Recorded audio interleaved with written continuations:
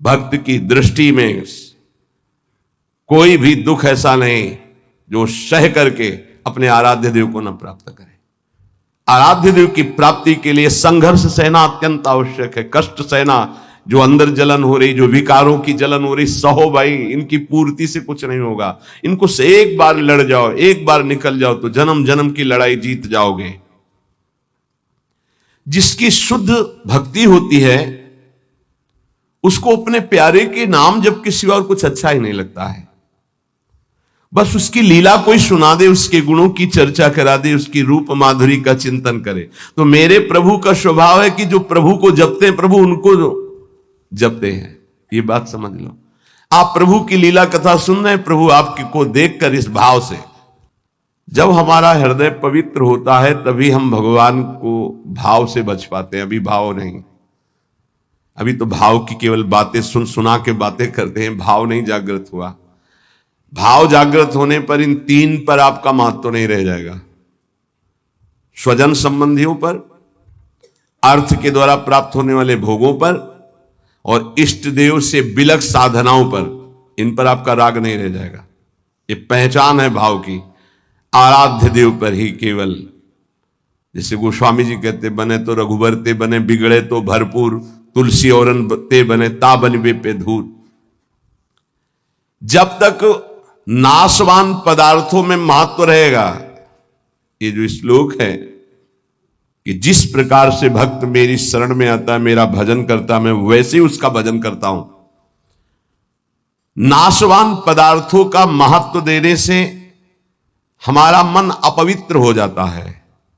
नाशवान पदार्थों के भोगने से हमारी इंद्रियां और तन अपवित्र हो जाता है, हमारे कर्म अपवित्र हो जाते हैं, तो जन्म निश्चित हो गया अगला।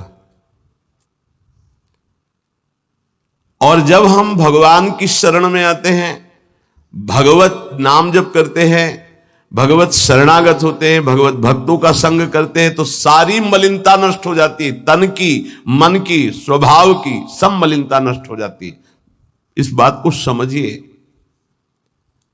शरीर, इंद्रियां, मन, बुद्धि, पद, योग्यता, अधिकार, धन, जमीन, जितनी भी ये सब हैं, इनमें रुचि, आसक्ति, ये तुम्हारे मन को पवित्र कर देगी, तन को अपवित्र कर देगी, स्वभाव को अपवित्र कर देगी। अगर इन्हीं सभी को प्रभु को समर्पित करके कर्तव्य कर्म का पालन करते हुए नाम जप करोगे तो सब कुछ पवित्र हो जाएगा। जैसे जड़ मिठाई कभी ऐसे लगाने वाली नहीं होती, लेकिन जब प्रभु को अर्पित करते तो प्रसाद हो जाती है। मांग करके किनका मिलता है तो बड़ा आनंद का अनुभव होता है, मेरे प्रभु का प्रसाद है। ऐसे ही शरीर, इंद्रिया, मन, बुद्धि, पद, योग्यता, अधिकार, धन, जमीन, जो कुछ भी है उसे प्रभु को अर्पित करके अपने कर्तव्य का पालन करते हुए जो नाम जप करता है, उसका तन पवित्र, उसका मन पवित्र, उसका स्वभाव पवित्र, उसकी सब वस्तुएं पवित्र हो जाती है। अब तो वैसी निष्ठा नहीं दिखाई दे रही है, होगी किसी के अंदर। पहले महापुरुषों में देखा, जैसे श्री चतुर्भुजदास जी महाराज जो सेवक जी के मित्र थे, अगर जिस गांव में गए वहां अगर वैष्णव नहीं है, कंठी तिलकधारी, तो उस गांव के कुएं का पानी भी नहीं पिएंगे, ऐसी निष्ठा रखते थे। यहां एक भी वैष्णव नगर में नहीं थे। नगर क्या है, ये भूतों का डेरा है। फिर जहां भगवान का भक्त नहीं, भगवान का भजन नहीं, नाम कीर्तन नहीं, उस नगर का पानी नहीं पीते थे। ये उनके चरित्र में आया है। बहुत पवित्रता का निर्वाह महापुरुष जन भजन के लिए करते थे। गले में कंठी नहीं, मस्तक पे तिलक नहीं, तो हाथ से पानी पीने की रुचि नहीं है। ऐसी निष्ठा, निष्ठा में ही तो सब। इसी निष्ठा का प्रभाव दैवी शक्ति को भी परास्त कर दिया। एक दिन एक नगर से निकल रहे थे तो देखा एक आदमी चिल्ला रहा था, रो रहा था, उसके हाथ पीछे बंधे हुए थे और बड़ा ढोल नगाड़ा बज रहा था, उसको घसीटते हुए ले जा रहे थे। चतुर्भुज दास जी मंडली के सहित मुरली मनोहर अपने ठाकुर को लेकर, मुरलीधर को, वो विचरण करते थे। तो उन्होंने लोगों से पूछा, ये आदमी इतना त्राहिमाम बोल रहा है, इसका कोई साथ क्यों नहीं दे रहा है, इसको क्या? तो बोले ये देवी के बलि चढ़ाने के लिए ले जाया। देवी की बलि? कहां है मंदिर? गांव के बाहर है। वाह, पहले उसको रोकवा दिया। इतना भजन का तेज था, रुकवा दिया और दरवाजे पे गए और कहा कि तुम मां हो? कैसी मां हो जो तुम अपने बच्चों की हत्या करवाकर मुस्कुराना सीखती हो? तुम मां हो, इसका मतलब है तुम्हारे अंदर ममत्व तो नष्ट हो चुका है। चाहे कोई भी सृष्टि का जीव हो, वो तुम्हारा बेटा होता है।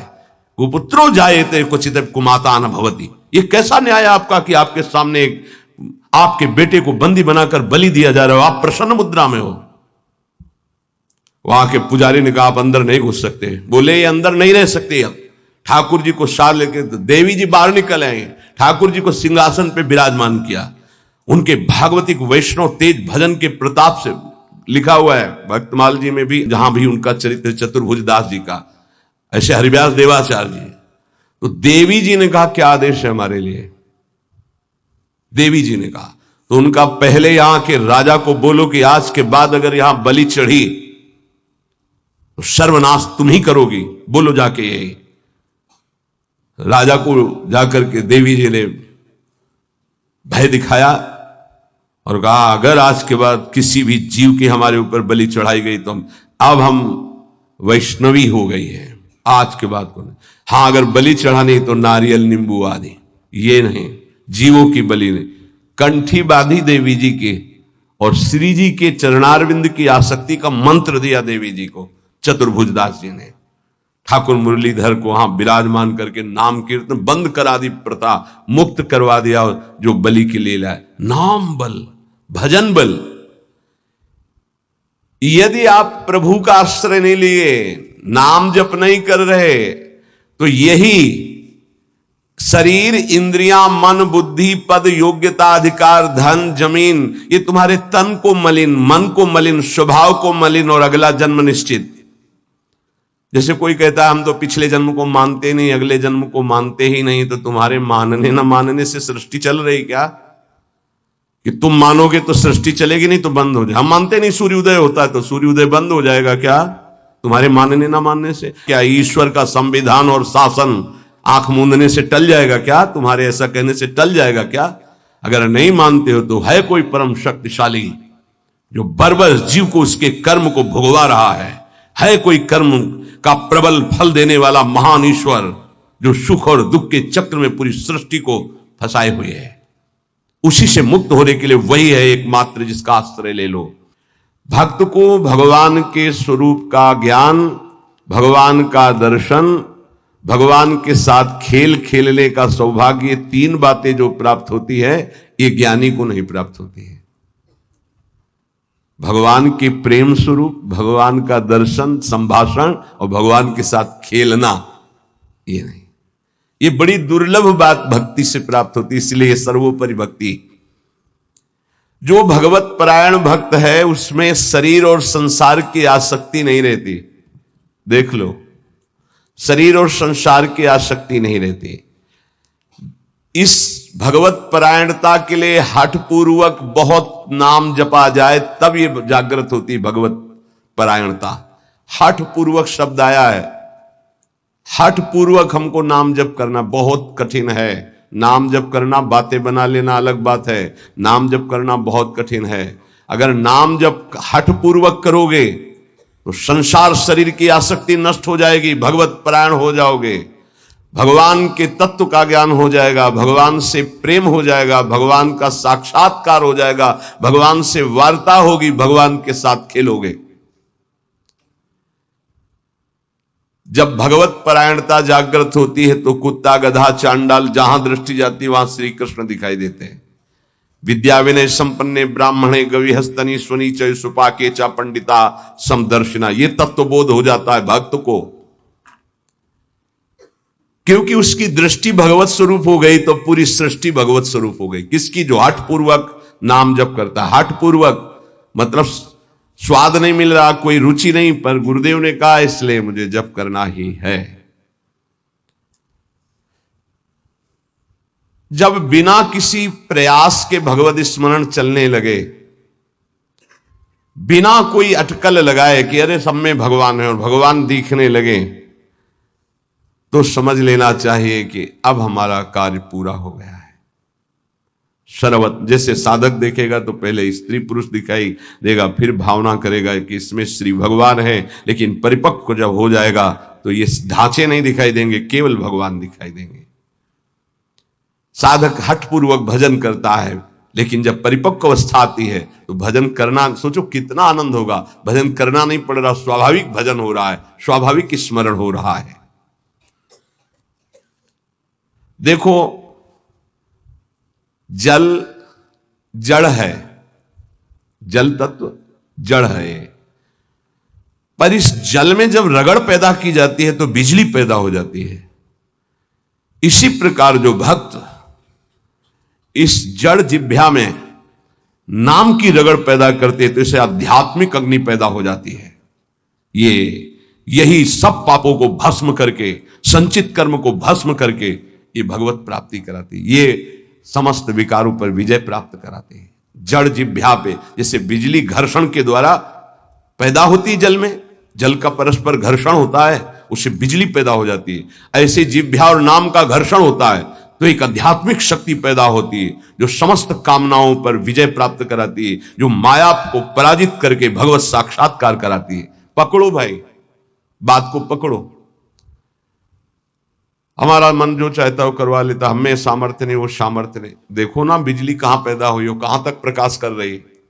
ये बिजली पैदा होने का स्थान थोड़ी है, बिजली तो कहीं और पैदा हुई, लेकिन एक संबंध के कारण वो यहां भी प्रकाशित हो रही है। क्रम से संबंध है तो यहां प्रकाशित हो रही है। ऐसे ही रोम रोम रग रग में अध्यात्म शक्ति का प्रकाश, तो जगत में जो भी उसके सानिध्य में आएगा वो अध्यात्म शक्ति संपन्न हो जाएगा। ये बिजली पैदा करो, बिजली तुम्हारे अंदर वो सामर्थ्य है कि तुम ये आध्यात्मिक शक्ति प्रकाशित कर सकते हो। क्या करो? बोले इस जड़ जिह्वा में नाम को रगड़ो, इसी से बिजली पैदा हो जाएगी। बहुत संघर्ष करता है तब भाव का प्रादुर्भाव हो जाता है। ये यथा माम प्रपद्यन्ते तास तथैव भजाम्य हम मम वर्तमानो वर्तन्ते मनुष्या पार्थ सर्वशा। भक्त भगवान की जिस भाव से, जिस संबंध से उपासना करता है, भगवान वैसा ही दर्शन देते हैं। देख लो, जब जहां जैसा भक्तों ने भाव किया, भगवान वैसी ही लीला की। ऐश्वर्य भाव रखोगे तो ऐश्वर्य दिखाई देंगे, माधुर्य भाव रखोगे तो माधुर्य दिखाई देंगे। भगवान उसी प्रकार से भक्त के अनुभव में आते हैं जो जैसा भगवान के प्रति भाव रखता है। कोई भक्त भगवान को अपना गुरु मानता है तो भगवान श्रेष्ठ गुरु रूप में आ जाते हैं। अगर कोई भगवान को शिष्य मानता है, ऐसे संत महात्मा जन जो भगवान को शिष्य मानते हैं, तो भगवान एक श्रेष्ठ शिष्य बन जाते हैं। देखो, संदीपनी जी के शिष्य बने, विश्वामित्र जी के चरण चापे, वशिष्ठ जी के समीप बैठकर शिष्यत्व स्वीकार कर योग वासिष्ठ का प्रवचन सुना। यदि भगवान को माता माना जाए तो भगवान माता रूप में अनुभव देते हैं। भगवान को पिता माना जाए तो भगवान पिता रूप में अनुभव देते हैं।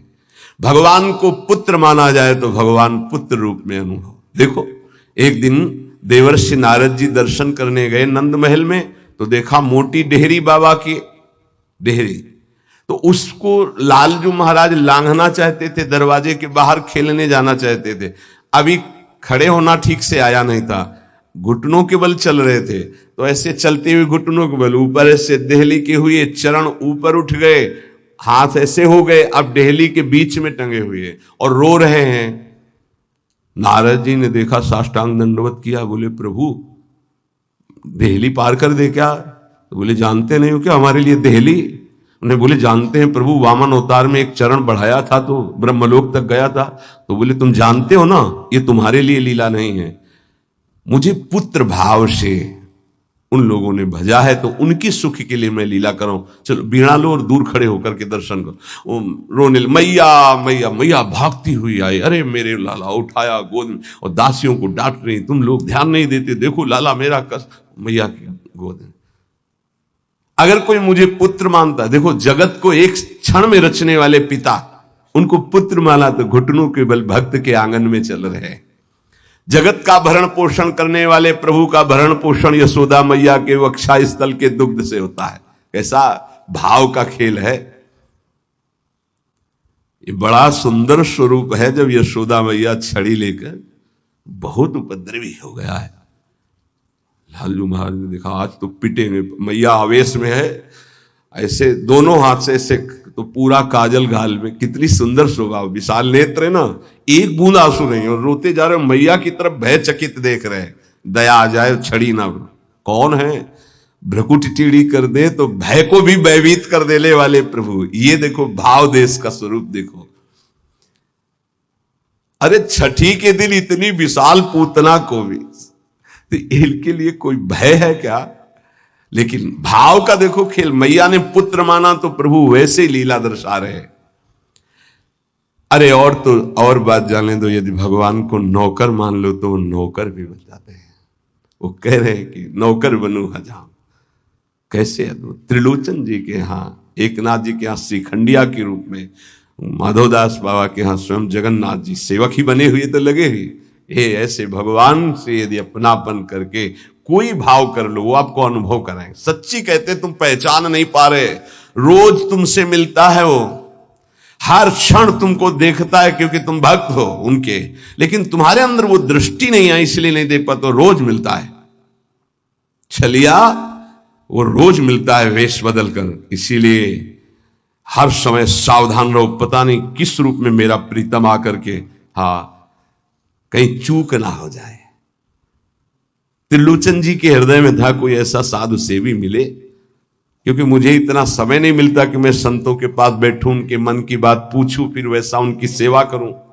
व्यवस्था सब हो जाएगी, कोई ऐसा नौकर में। भक्त के अंदर की कोई भी इच्छा भगवान अधूरी नहीं छोड़ते।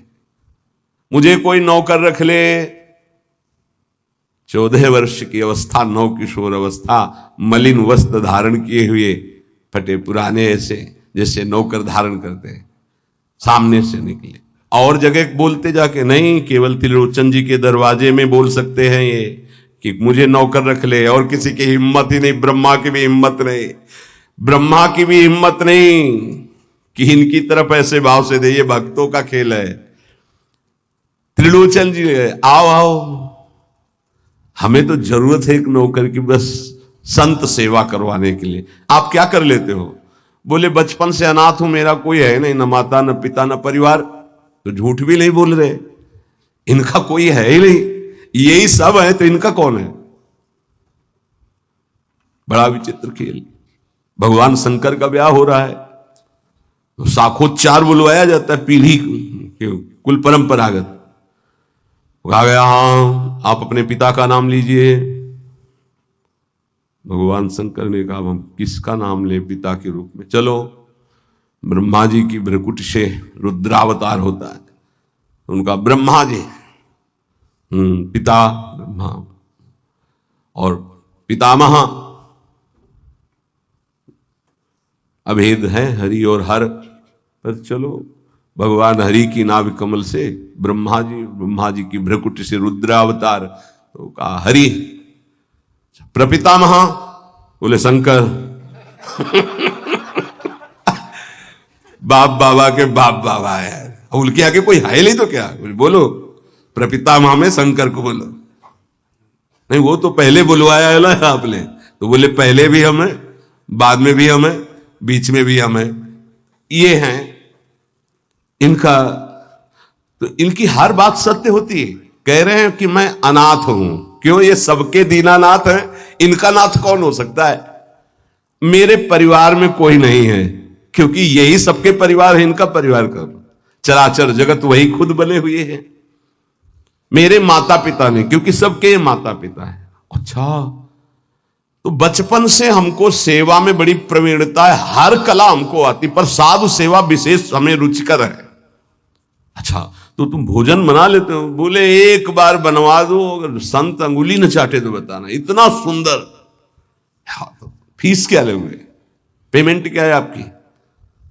पेमेंट तो हम पैसे तो लेते नहीं, हमारी रुचि नहीं रहती पैसे में। लक्ष्मी जी चरण चापती, भगवान उधर नहीं देखते। नहीं तो आप कुछ तो होगी। बोले हाँ, थोड़ा भोजन ज्यादा पाते हैं हम। जितना हम भोजन पाएंगे तुम्हारी पत्नी पीसेगी, उसी के हाथ का पिसा पाएंगे। वही हमारे लिए बनाएगी, और 1000 संत आ जाएंगे, उनकी व्यवस्था हम करेंगे, तुम निश्चिंत रहो, कभी शिकायत नहीं मिलेगी। पत्नी से कहा समस्या का समाधान तुम ही हो।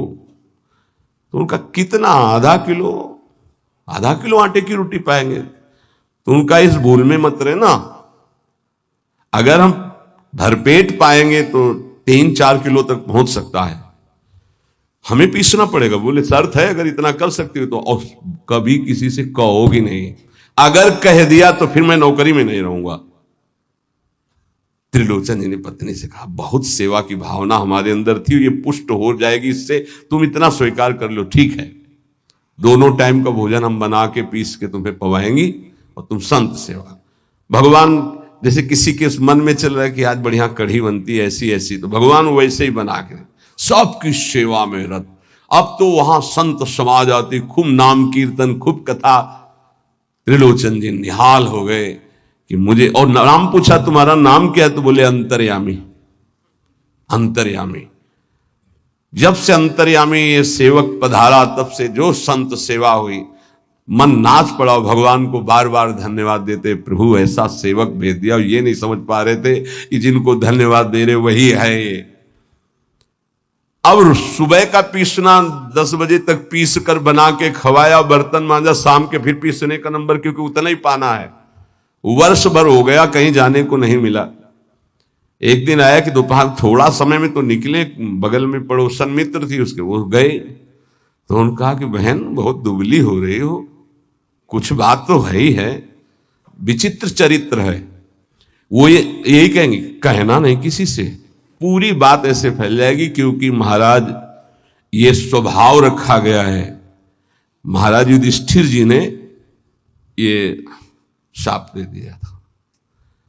जब सबको अर्घदान दिया जा रहा था, तो माता कुंती ने कहा कि बेटा कर्ण को भी अर्घदान दे दीजिए, जो पित्त तर्पण आदि के मंत्रों द्वारा।